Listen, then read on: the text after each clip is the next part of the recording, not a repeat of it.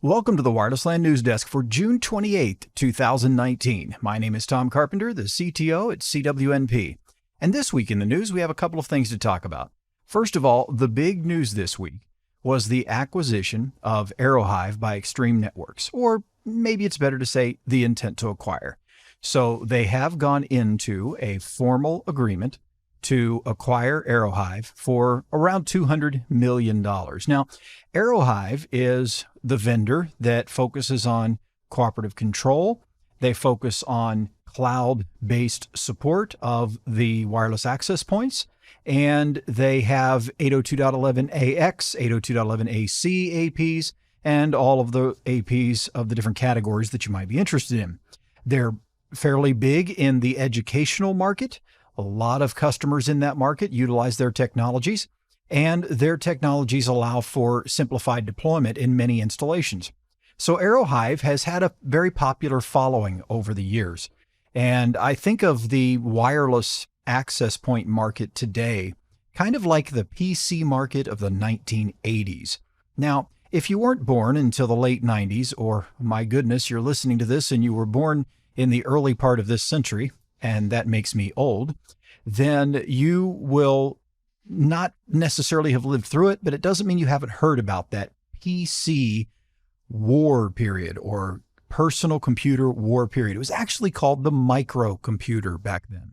And so the microcomputer concept was that you had a microprocessor that you used to build a computer, and there were different processors, the 8000 series, the 68000 series, and so forth. And you had different vendors and brands like Commodore and Tandy and Spectrum and others that were out there that had various different types of computers. And also the PC market then began with combatants there battling it out over the Intel processor space. So the point is that there was a battle going on, and the battle was on the different capabilities of the different devices and what they offered. All of them could do 4+4, right? All of them could do the basics. And it's really a lot like that in wireless today. All wireless vendors can do the basics, but then different vendors may have specialties in different areas. So Aerohive was well known for their cloud platform. Extreme Networks is well known for several things as well. But here's the big thing.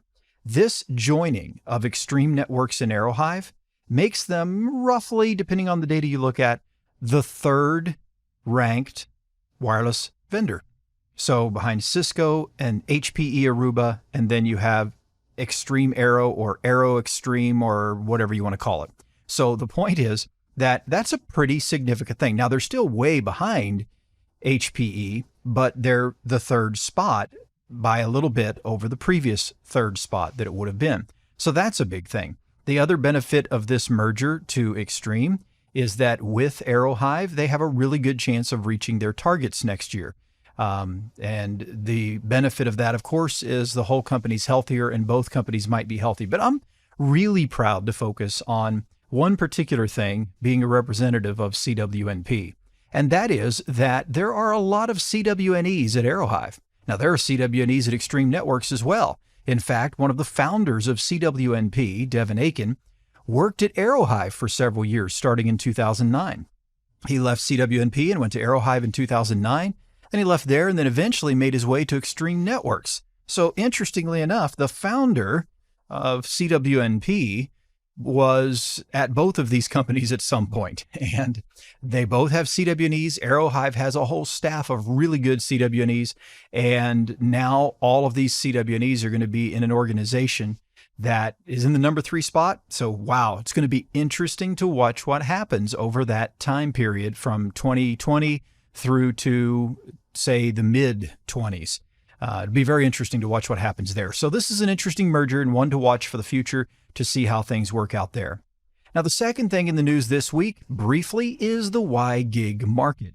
I don't talk a lot about WiGIG or 802.11ad or 802.11ay because it's not heavily used. But interestingly, the prediction of a recent study is that WiGIG will expand at a CAGR of 103.78%. Now, that's a compound annual growth rate. To wrap your mind around that, that's growing by about 1,600% or so. Okay, so CAGR is a compound growth rate that occurs through a window of time. So since we're looking here at a 4-year window, we're looking at the growth rate incrementally each year over 4 years. The total growth just from 2019 to 2023 in this would be about 1,600%, but the compound annual growth rate is about 103.78. So this is about 16 times something. Okay, now here's what we don't know in this report. It'd be nice to be able to see the actual report and what they say the current market is, because what they're saying is whatever the market is in 2019, it's going to grow by about 16 times by 2023. So if the market right now is 1, we're going to get up to 16. If the market is 10, we're going to get up to 160. So it really doesn't tell us how big the market will be. Interestingly, another study, however, does predict growth through 2028 significantly. And so the reality is interesting here to see what happens with this WiGIG market. Some of the new things that are happening in AR and VR may very well make it to where we see big growth here, because WiGIG can keep up with the demands of AR and VR even better if you're in proximity than 802.11ax potentially. And given that 5G is placing a big focus on AR and VR, it's an interesting possible thing that we'll see there. We've got Apple giving hints that future iPhones may support 11A DAY. We have other vendors implementing it in their consumer grade access points. And if we get enough consumer devices out there that have built into it WiGIG capabilities, then we may very well see it making its way into the enterprise more and more.